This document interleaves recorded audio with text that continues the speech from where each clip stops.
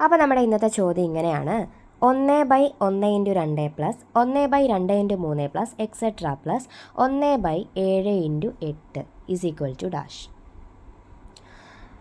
ഈ സംഭവം ചെയ്യാൻ വളരെ സിമ്പിളാണ്. അതായത് ഇവിടുത്തെ ചെറിയ ഛേദം ഏതാ? 1 അല്ലേ? അതേപോലെ ഇവിടുത്തെ വലിയ ഛേദം ഏതാ? 8 ആണ് അല്ലേ? അത് മാത്രമല്ല ഇവ തമ്മിലുള്ള ഡിഫറൻസ് ഒന്നല്ലേ ഇവ തമ്മിലുള്ള ഡിഫറൻസ് എന്ന് പറയുന്നത്. അതായത് 1 കഴിഞ്ഞ് 2, ഇനി അടുത്തത് വരുമ്പം 2 × 3, അപ്പം 3. അപ്പം ഇവിടുത്തെ ഡിഫറൻസ് എന്ന് പറയുന്നത് എത്രയാണ്? 1 ആണ്. ഓക്കെ ആണല്ലോ? അപ്പം നിങ്ങളൊരു കാര്യം മാത്രം ചെയ്താൽ മതി. 1/ ഇവിടുത്തെ ചെറിയ ഛേദം എത്രയാണോ അത്, ചെറിയ ഛേദം മൈനസ് 1/, വലിയ ഛേദം.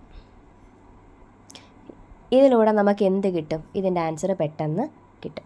അപ്പോൾ 1/, ചെറിയ ഛേദം ചെയ്യുക, മൈനസ് 1/, വലിയ ഛേദം ചെയ്യുക. അതായത് 1/, ഇവിടുത്തെ ചെറിയ ഛേദം എത്രയാണ്? 1 ആണ്. ആദ്യത്തേത് നോക്കിക്കേ, 1 അല്ലേ? അത് മൈനസ് 1/, ഇവിടുത്തെ വലിയ ഛേദം എത്രയാണ്? 8. അപ്പോൾ ആൻസർ എത്ര കിട്ടും? 1 മൈനസ് 1/8 എന്ന് കിട്ടും. ആണല്ലോ?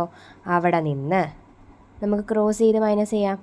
1 × 8, 8 മൈനസ് 1/8 = 7/8 എന്ന് നമുക്ക് ആൻസർ കിട്ടും. ആണല്ലോ? അപ്പോൾ നമ്മുടെ ഇവിടുത്തെ ആൻസർ എത്രയാണ്? 7/8. അപ്പോൾ ഇവിടെ ഡിഫറൻസ് എത്രയാണ്? 1 ആണ്.